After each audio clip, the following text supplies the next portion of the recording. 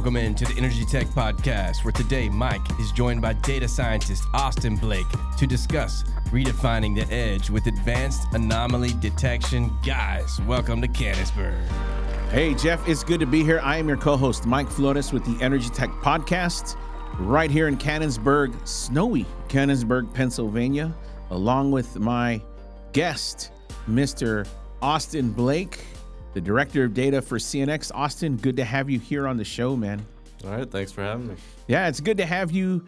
You know, I've been talking off and on with you a little bit, especially right now, because, you know, CNX is underway with what I think is an early form of digital transformation. I know people throw that word around. It's a buzzword, but I think when you realize you're doing it, it's really truthfully transformational, and you're a big part of that, you know. And I want to get kind of your background. You're definitely the Director of Data for CNX. So what does that mean for you and for CNX?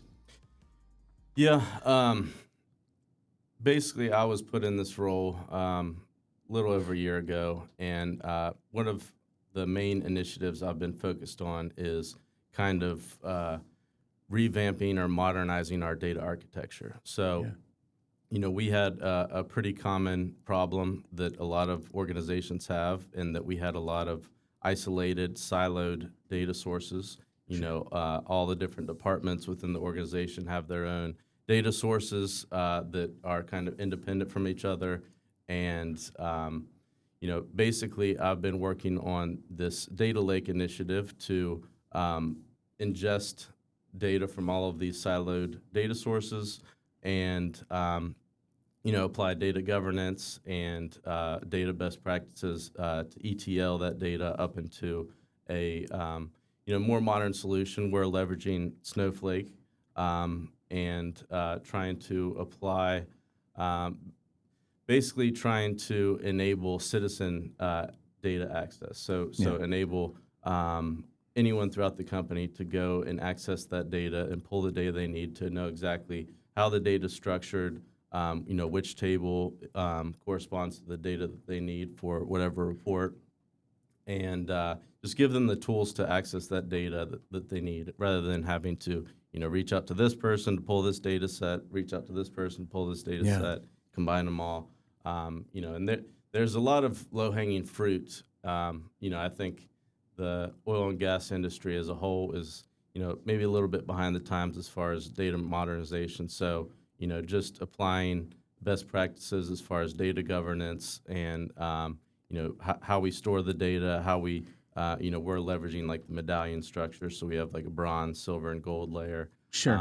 But, you know, we've came a long way by implementing all this modern data architecture versus, you know, just going back to Excel sheets. Well, it sounds like you're genuinely excited about it. So I want to just ask you a couple of things. You know, number one is, you know, you have a unique perspective, and here's what I mean. You know, lots of people, you know, they typically, you know, if you're a data engineer, you know, they fit certain roles, and you are a technologist at heart. But I think you have a unique perspective in that you've spent time with groups in the value chain of oil and gas. And here's what I mean. Usually in oil and gas, you have drilling, then you've got a completions group. After that, you're flowing back wells. You've got them in production. Then you have a midstream and a downstream group to sales, and then refinery ops. So you have this value chain. You've spent time in that value chain, right? And I think your background is kind of walk us through your background a little bit and what led you to be kind of where you're at today. Sure. Yeah. So right out of school, I actually went to work for Halliburton. Yeah.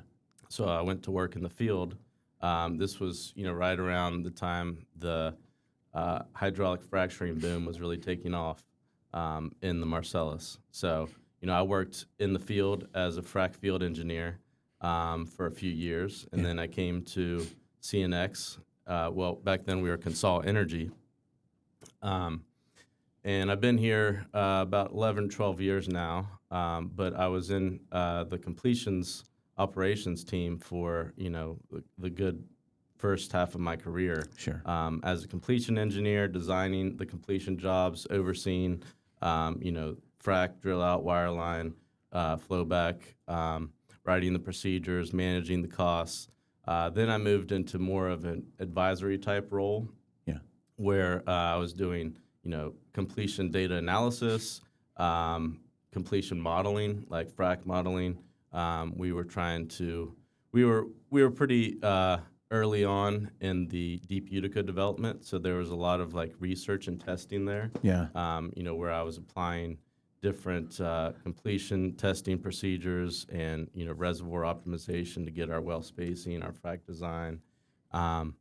But throughout that portion, I was really focused on data analytics, and I really, that's where I learned the value of having good quality data Right. and what you can do with it. But then at the same time, I was also wishing that I had access to more data. Right. Back then, we didn't really have a lot of the modern solutions for enabling real-time data access, for example. Right. Now there's different solutions for completion, such as Corva, but drilling has always had Pason for the last 25, 30 years, and we didn't really have a solution like that for completion. So around 2018, I transitioned more to the OT side of things as a manager of operations technology. And that's where I started building out these edge devices to connect to our frac van, our wireline van, and pull that data real time and send that up to the cloud so that we can do our analytics and store that properly and have real good quality data. Right. Yeah. So what I'm hearing right now is that, hey, I spent my time, in the field really understanding that there was a real deep operational need, for data. Yep. And it sounds like, you can go back, let's say 2014, 2018, you saw lots of big data models that were coming out. People were big on things like Hadoop and SAS, and you see these, but they were not impacted, or they were not, in oil and gas, you didn't see it. It wasn't as prevalent. Mm-hmm. If I reached industries, I've spent time in other industries, and when you go into like manufacturing or pharmaceuticals or these verticals, it was very prevalent. But it seems, and I think you can agree, that in oil and gas, that really wasn't that. They were hopeful if they could just pull the data and make a few decisions. But I agree with you that there probably wasn't this deep need for, let's really look at the data. But back in, let's say, 2014, 2018, you saw the rise of that in terms of big data, right? Yeah, absolutely. And, oil and gas kind of is always operating off of like legacy data sets. So, there's people that still operate off Excel sheets and emailed reports, and, they make all their decisions from sources like that. So during this time, I tried to, migrate to more conventional sources, like having data stored in a database and being able to leverage, Python to create visualizations and analytics. And, now everyone's using tools like Power BI and Spotfire, Tableau, and those are really helpful when you have good quality structured data in a database. Yeah, so you're right, and I think we're learning now that I think when you're looking at things like Python, that's really the language of AI, right? As you move forward, I think it's one of the great tools. It looks like that's something that you learned early on. Hey, this is going to really benefit me in terms of a data analysis and other things that I want to do, things you can build out. So you kind of had this journey. You went in operational side, then you moved over into data. When would you say, hey, I became a full-blown technologist? I mean, it sounds like you always tinker. I've been to your office, and I can tell you like to get your hands dirty, but at the same time, there's a part of you that has moved over into this role of the director of data, right, for CNX. So I was always pretty technically inclined. I was building computers since I was, 12. Yeah. During this time period around 2019, I actually went back to school and got my master's in computer science and machine learning from Georgia Tech. Yeah. And I would say right around that time, I really did a deep dive in, like, this is what I want to focus on. I want to be, a data person. I want to really dive into learning computer science, programming, data engineering, all of that stuff. So that's been my focus ever since around that time. Well, I think that's an early start because if you don't, I think you don't have to be a technologist anymore to realize that if I'm in engineering, if I'm in petroleum engineering, facilities, mechanical engineering, if I'm in any part of that oil and gas value chain, I need to have some sort of semblance of working with data. Yep. Like there's, it's kind of like that hasn't gone. It's been more prevalent now, and now with the rise of AI, machine learning has taken a new center stage, I think. And then also the addition of things like edge devices and MCP. I think you have now so much more requirements from engineers that are in the field that you probably didn't have before when you and I were back in 2014, 2018, right? Yep. It's Absolutely. a big difference. So here you are, you got on this journey yourself. Now at CNX, there's kind of been this journey now. You've alluded to that probably in the last year. There was a real need to really develop the data lake and really come to a point where, what we need to do to start leveraging machine learning, in the cloud and get our data right. Is it kind of a moment you can point to, or was it, hey, I've been doing this since day one, from the CNX perspective? Yeah. The story there is, I went back to school. Yeah. I really dove deep into machine learning and said, wow, there's so many cool things you can do with machine learning. Yeah. And when I say machine learning, nowadays everyone pivots to AI, like generative AI, but I'm talking about conventional machine learning. Sure. Decision trees, Sure. KNN, K-means, yeah. all these different algorithms that Sure. have been around for 30, 40 years. Absolutely. But so at this point, I met with a lot of different people throughout the organization, and we identified not a ton, but several data science projects where we could apply machine learning and really drive value throughout the organization. And almost everyone that we dove into, we basically had to back off of because of data quality issues. Yeah. And we're not alone in this regard. I think this is a very common problem, but there was so much we wanted to do, and then once we dove into it, we realized we just didn't have good data quality to be able to do this. Yeah. Machine learning specifically really requires good data to make anything worthwhile. So, it was around that time where I decided to pivot from all right, let's stop trying to drive value with advanced analytics and machine learning to let's just get our data right. Let's build that data foundation.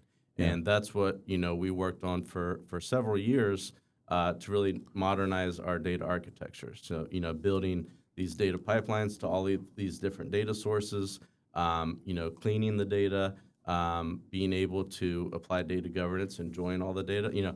We have it's somewhat frustrating and silly, but one of the core problems we had was well naming is not consistent across all these different data systems. Right. Let's say you have 20 different data systems, spanning from land, drilling, completions, production. The well naming is not consistent through all of those, and if you don't enforce data governance, you have dashes, spaces, different naming convention. It's so hard to join all of it together across all of these different cross-functional data sources. And almost any analysis you do, you're going to have to touch all of these different cross-functional data sources. Yeah. To really unlock the true insight of what you're going after. You're right. And I think one of the things that I'm seeing, just in the industry and really globally is there seems to be this idea that now with the advent of AI, you really don't need to have a clean data set. It's like, hey, we can orchestrate this for you. I think, working with other clients other than CNX, I've realized that there's this idea. It's almost like they sell you I used it this morning, and it's the sizzle without the steak. It's if you don't, hey man, don't worry. We're going to orchestrate this data. We're going to create this beautiful data pipeline that's going to basically tell you what you need to know. And I don't feel like that is the case. And I think you're onto something in that you have to have that initial data structure in order to even apply something as simple as a linear regression model. Like you cannot just build something out if your data set is crap, Yep. right? Absolutely. And having done that for you, to kind of walk us through. You did this here at CNX. It's a massive undertaking. Total number of wells is quite a few, in the region. You've got split areas. You also have, you're also dealing with operational differences. What I mean by that is you've got a drilling completions group. You have a production group that probably has competing needs. And then you've got this midstream group where CNX takes its product, goes to sales. And on the either side of that, you have a market force, meaning I'm dealing with a market where I sell products, but I also have forces upstream of that, in terms of our drilling schedule. You have all these things that are happening at the same time. I'm wondering how you deal with it, how you work through that.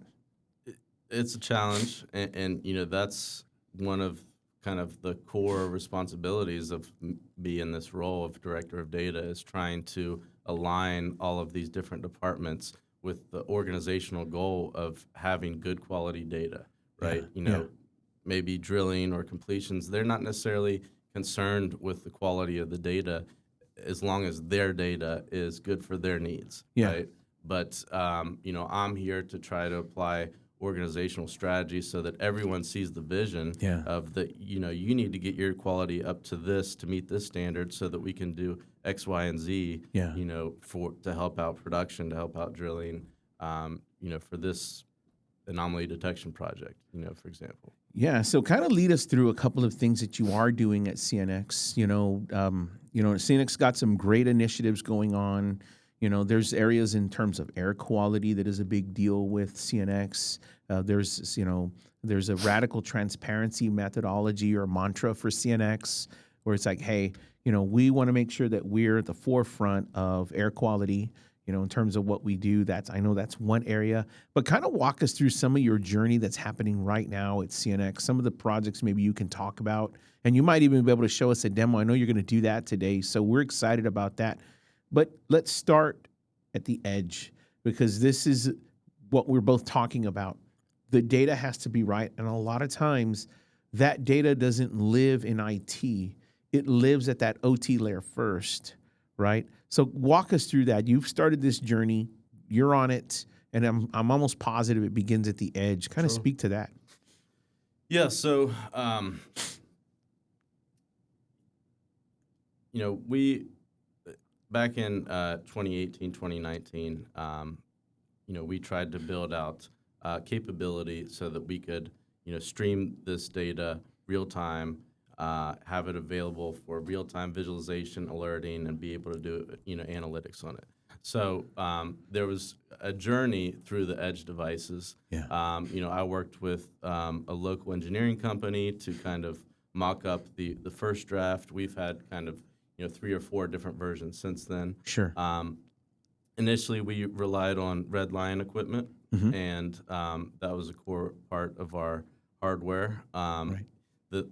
The challenges has been integrating with all of these third-party, all of the different third-party equipment, right? So especially if you're a larger company and you're constantly changing vendors and each vendor's set up differently and you have to do that integration process, that's really challenging. Fortunately, we have stuck with, a core set of vendors for the last, 5 years or so. So we don't have to go through that integration process repeatedly, but that is a time-consuming challenge, working with the third-party company, whether that's, the frac vendor and their specific integration, how we would pull that data, is it TCP/IP, is it Modbus, is it, RS-232, setting up all those integrations, mapping out all the channels,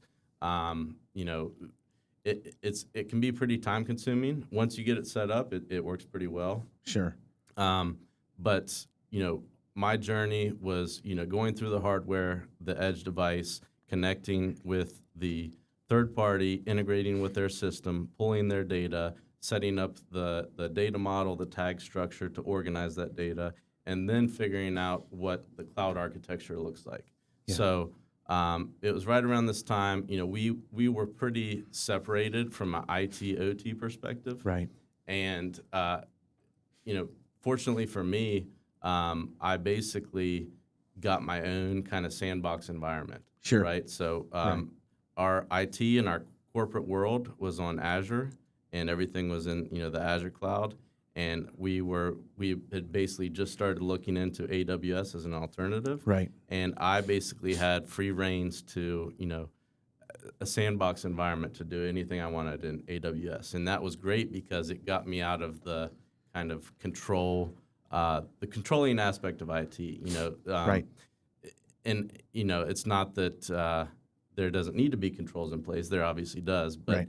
Sometimes networking, cyber, all of these things, they can be roadblocks that really slow you down. So you're right. I think IT has to be an enabler to what is happening in the field and the OT side. Yeah. Right. And I think lots of organizations, CNX and others, there's this idea that, we have to build this security perimeter out of a house that isn't built yet. Right. Yeah. And the reality is that's not the case. A CNX is, or any other one in oil and gas, their goal is to produce a product and sell it. Yep. And at the end of the day, IT needs to represent the enablement of that, not the not the driver, if you will, right? So I think that's what you've seen. Exactly. And the benefit there, I was basically given free reins in this AWS environment, so I could do a lot of quick deployments and quick POCs, testing out all kinds of different services, and I wasn't hampered by hey, IT, can you set up this database for me? Can you do this? Yeah. I could just basically iterate through all these different things. Yeah. And so that was great. AWS has so many different services and features that really allow developers to scale quickly. Yeah. So, as I was figuring out what that data pipeline and architecture looks like on the AWS side, one of the core parts of that was leveraging IoT Core and the MQTT infrastructure there. So basically, that's the foundation of all of the edge devices and the streaming is the MQTT protocol. So, I set up the MQTT agent at the edge device, and then have the broker being IoT Core. I manage all of the rules and everything through IoT Core, and then I have several different pipelines depending on what the needs are, whether it's short term. There's a need for real time data access, visualization, and alerting. Right. So that follows one pathway where you go to a hot database, and then there's another pathway where it goes to longer term reporting, where we batch the data, we store it in a more effective, cost effective way, and we can do more longer term reporting that would go into the data lake.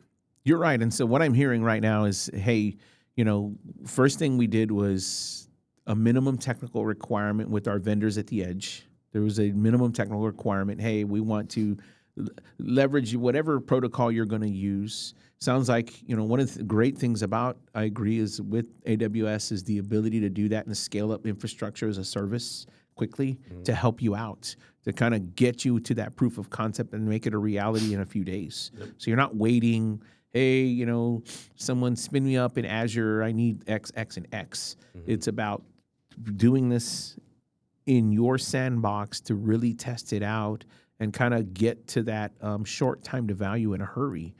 And you can fail fast. So if something isn't working, about it, right? Absolutely. You're not waiting for Joe Blow in, IT infrastructure to tell you, oh man, I'm not seeing that. That's not the case here. So I think you bring up a good point. In terms of what you've learned, tell me about a current project. Maybe, hey, Mike, we saw some really good success early on. Maybe this was in completions where you said, hey, we looked at our edge setup. We made some changes. We've worked through some equipment. Now we're leveraging AWS, these tools. And here's something that we've been able to deliver for groups like completions or drilling. Yeah, so for completions, we built out this platform for streaming all of the real-time data. Yeah. Initially it was focused on frac and wireline. Then we scaled it to drill outs and flowback. And, we have this platform that's still in use today. And, the guys in the field, the guys in the office use it daily. Yeah. It's leveraging Grafana to create real-time dashboards and real-time alerting off those data streams. We have minimal latency, pretty much less than a second from in the field through the MQTT network into AWS and then visualized in Grafana. Yeah. So minimal latency. This enables people to have complete observability. They know what's going on the site at all times. We're able to layer in additional sources of information. So, whether that's pulling in offset pressures from our SCADA system to look at nearby wells that we want to monitor for frac hits. Right. Or maybe it's leveraging, we utilize different software to report like incidents on site, like non-conformance reports, Sure. and to get that event, that metadata from what's actually going on in the field, so we can overlay those reports, like operational reports, to overlay with the time series data to really give you the full context of what's going on site. That's been really helpful. Is that something that you're able to demo right now? I did want to get with you. I know it was like, hey, let's we talked earlier about, hey, the potentially coming in and saying, hey, let me show you a little bit about what we're doing. I think one of the things, Austin, you're speaking to right now, I'll let you get set up there, but one of the things you're speaking to is what a lot of oil and gas companies can realize in short time, and that is, here is a way for you to prove something out, and you don't have to use behemoth platforms to do it. You can pick this up using an edge device. You can talk different protocols. You can leverage protocol converters. You can use edge devices to, what I think is a sauce is a protocol like MQTT and Sparkplug B. You can leverage those in order to create your semantic layer. Now you've got some context behind you and the data that you have at the edge. Then from there, you can transport that data, get it into, if it's IoT Core, if it's a broker. And then from there, you've got topics you subscribe to, and now I can make that available to tools in the cloud, right? So that's I think it's easy to gravitate to, and I think it takes the perspective that you have right now, and that is, Mike, I see the need in the field. Here's what I see, and then here's what I want to deliver now that I'm on the data side of this. So you get to really get a full picture, kind of what you've got. So if you want to share your screen, we can do that. Just kind of walk us through, Austin. Hey, this is Mike. This is how CNX. This is how you're bringing value to CNX and you and your team. Yep, sure. And there you go. So this is one of our frac dashboards, so that you're able to see. So like the consultants on site, the engineers, whether they're in the office or on site, they can monitor this real time. So this right here is a view for a week of data. So here you can see your pressure charts. Each one of these are individual stages. Right. The normal pressure rate, sand concentration. Here we're looking at our well pressure monitoring, so we can pull in offset wells. We can look at our proppant trends, our chemical trends. We can pull in additional information. I really like Grafana for time series visualization. Sure. It's made for time series visualization. It performs really well. Right. It's very user intuitive, very responsive. You're able to quickly zoom in, zoom out. Look at whatever data points you need to. Yeah, so on the business case here, one of the things you pointed out to, or you mentioned, is your offset. Why is that a big deal right now? If I'm when I'm looking at that, what am I potentially saving CNX by understanding what that looks like to avoid a frac hit? Yeah, frac hits are a pretty big issue with modern completions. Basically how we space our wells and our pads, and then how we, stagger, our field development over time. Yeah. It can lead to a lot of these frac hit issues, especially if we're coming in and fracking a well that's adjacent to a pad that has been producing for a while. Yeah. It's a depleted reservoir. Yeah. There's very high probability of having a frac hit. into that offset well, that can lead to basically reduced production on that offset well, Right. or potentially even casing damage. You could damage the casing. You could basically pack off the well, leading to intervention costs. So there's a productivity aspect to where you're damaging that offset well and it's not going to produce as well, or there's potentially even mechanical damage that can occur. So this can be the cost of, you could be saving just in one pad, with one frac spread, this could save CNX in the millions of dollars. Potentially. Right? Yeah, Potentially. It is a risk mitigation property, and there's kind of a lot of theories and optimization about like real-time frac avoidance. Like basically, if you can monitor your offset wells and your current frac simultaneously and adjust your current frac as you see that offset pressure response, right? That's something that people are looking a lot into. Maybe you drop your rate a little bit, maybe you pump some type of far field diverter, or maybe you just stop pumping that stage, because there's some theories. If you have a direct frac communication to an offset well, an offset frac network, you're losing all of your frac energy, and you're not getting an effective fracture at that point. So basically, you're just wasting your money. And the ideal here is that the observability gives you some real time decision making that you can make. Yep.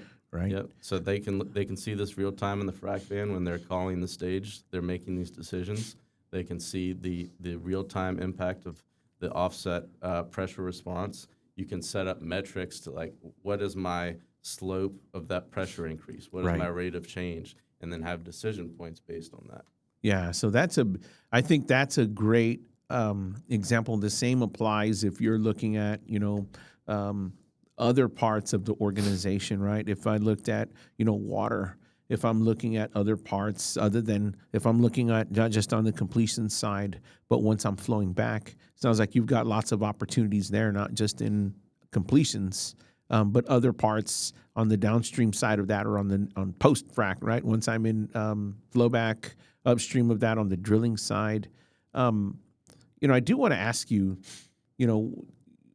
if someone wasn't doing this, what do you think what do they lose out on? Like what, we did talk about observability, but at the same time, what is it that maybe a smaller producer is doing? Right? They typically rely on what? Is there just other equipment they rely on? They're a little more monolithic. They don't really get to see this real time intervention. Like, yeah, historically, it was just a lot more old school, like phone calls. The response time would be, a lot longer than using tools like this. Now there's more third-party vendors that offer off-the-shelf solutions for things like this. Yeah. So, you can pay a company like Corva to bring out equipment to stream all this data, provide you a visualization platform. That hasn't been around forever, maybe the past 5 years or so. Yeah. So some smaller operators may go that route rather than building their own solution. But I guess what I want to illustrate is that it's very possible for a smaller operator to do this themselves. I think you're right, and I think you're onto something in that a proof of concept doesn't have to be expensive. Yeah. The potential there for an edge device, especially right now, so many AWS, Snowflake. You're talking about proofs of concept that can start for free. You can start that for free. There's other products. I can download an instance of Ignition. I can work with Grafana. I can touch different platforms without spending a dime yet, and still create that proof of concept. Right. So long as I'm not damaging equipment. At the end of the day, really, that's what you're alluding to, is that you get away from these paywalls. Right. It sounds like I don't know the product, but Corvana, right? Corva. I was thinking of Carva, and I would drop that. Corva.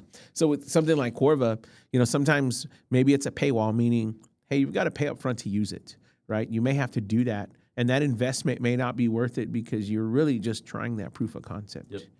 And this unlocks a whole lot of more advanced things you can do now that you have good quality data. Maybe you can build some kind of model that you can deploy at the edge, or you can have some kind of analytics where you're tying it into your water rates that are coming into the pad, or tying it into some other metric that someone like Corva may not have access to. Right. But as an operator, you have all of these different data sources that you can integrate and really unlock the true value.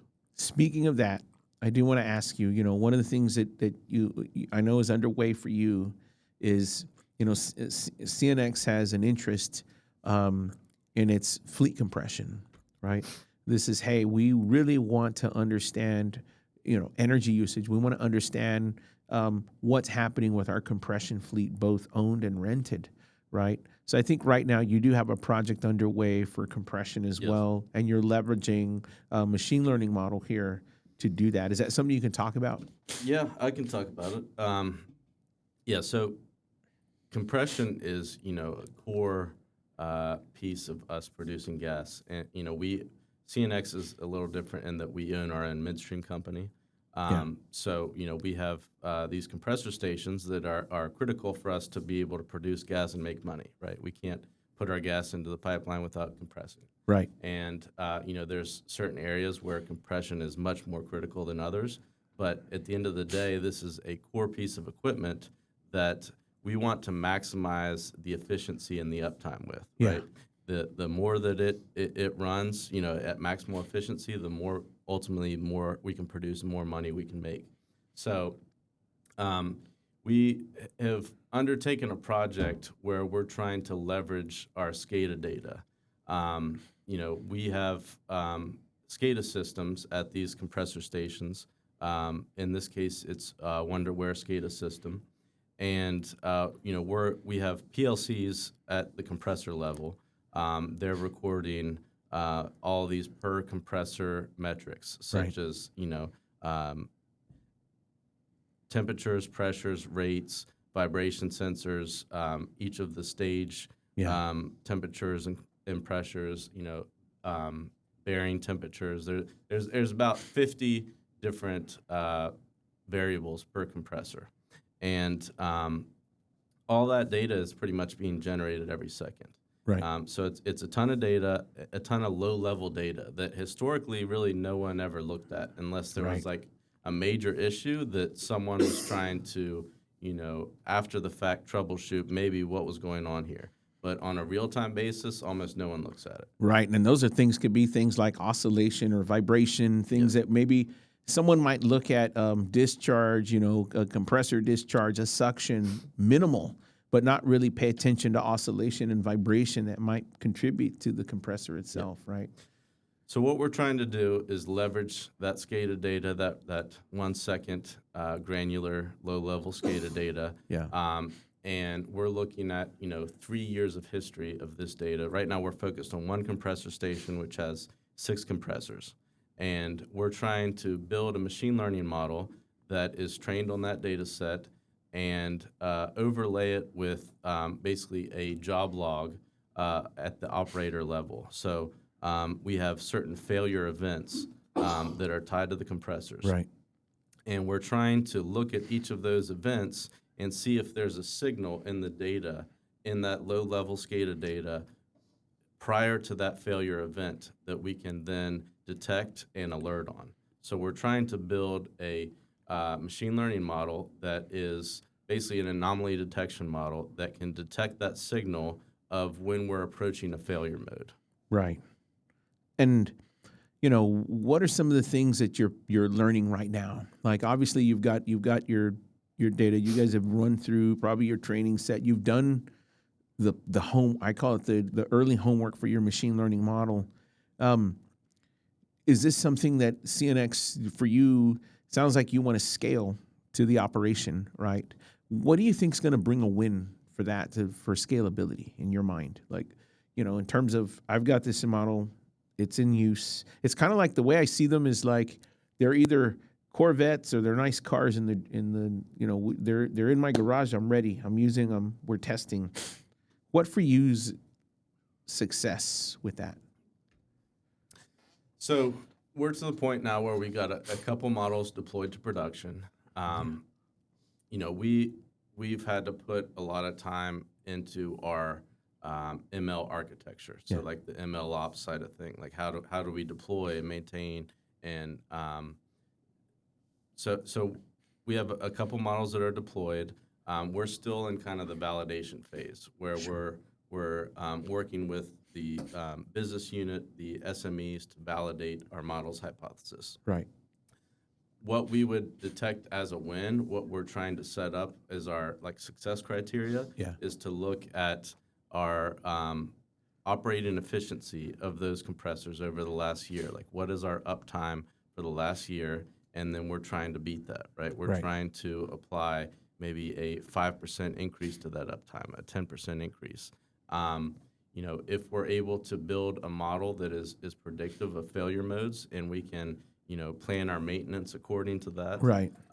you know, that has a lot of downstream effects. You know, Got it. if we're going to take a compressor offline to do maintenance, and we know we have to do that, then we can plan all of this other work during that downtime to maximize the use of that downtime. Got it. Well, let me ask you, it sounds like a great project that's underway for CNX. You know, we're coming to a close here in terms of time. So, but I want to ask a few questions that I think, you know, someone that's listening right now, you know, they really have some tools they can leverage. They're hearing from you, especially on the expertise, having moved on from not just operational, operational field aspect, but where you are in terms of the data. So you've had the great opportunity, Austin, of following the data, right? So that's really great. The questions I have for you are, what is your philosophy on projects? Do you like to fail quickly so you can learn? Like, what for you on a project is, you know, what's your mantra about it? You know, how do you feel when you go into a project personally? Not the CNX philosophy, but you. Yeah. Hey, when I do this, when we undertake this, I want to fail quickly to learn, or maybe you have a way in which you approach a project. What's that one way that you think you approach a project? Yeah, I don't have a defined canned answer for you there, but I would say yes, I do like to move quickly and fail quickly. You know, I really loved being able to have that AWS sandbox environment where I could, you know, very quickly test all of these different avenues. And you know, I hate spinning my wheels, getting to a point, and then realizing that was not the direction to go, and having to, you know, pull back. Like, I'll give you for instance, like as we're going through all this data engineering journey to build out this data lake and what our kind of standard processing architecture was, you know, we settled on one approach, which was to do everything in Spark and distributed compute using EMR. Okay. And there's a lot of headaches with that. You know, it was tough to develop and iterate and debug. You know, there's pretty high costs with it.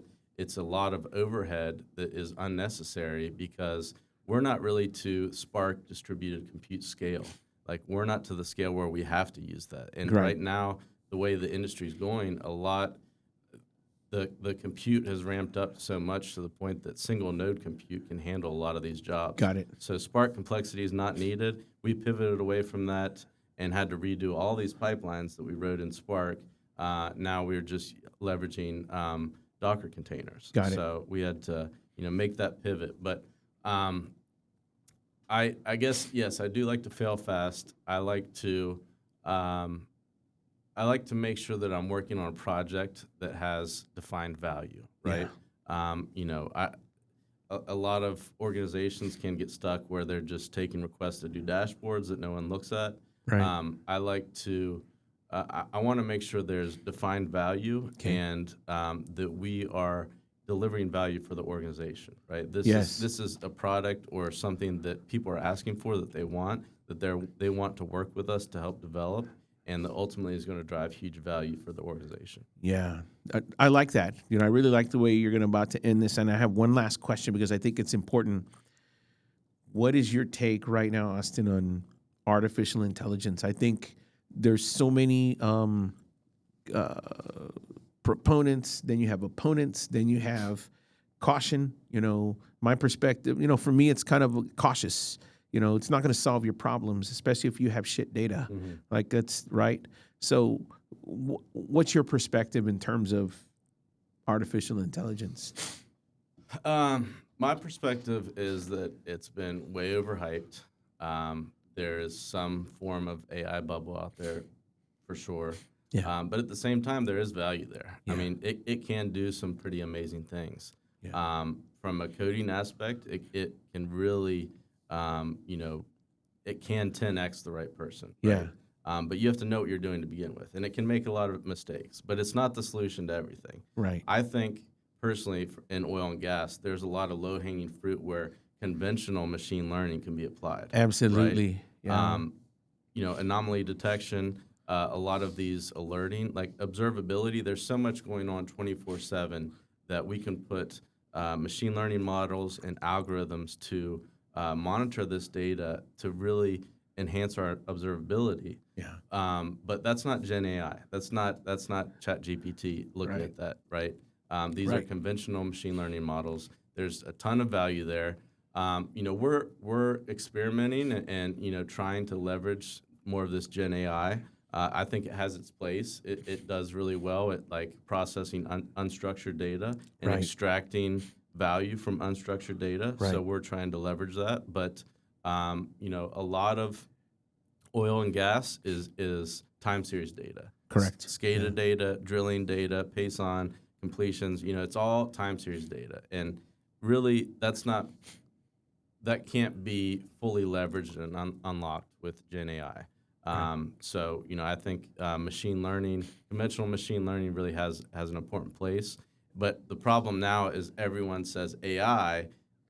Yeah. They mean ChatGPT. They don't mean Right. machine learning. Right. So I want to distinguish those two and say there's still huge value in machine learning. There is. Yeah, I think I'm 100% agree with what you just said right there. Yeah. And that is although it's lumped in with AI as a whole, right? It still represents a big chunk of where we can gain value. Yep. And I think you really ended that really well. And man, I want to keep you for longer, but I can't. Jeff's already looking at the time. But Austin, it's good to have you on the show. I think we need to have you again and really demo what you're doing at the edge. Sure. I think that would be great to have you back on, and I appreciate you being here.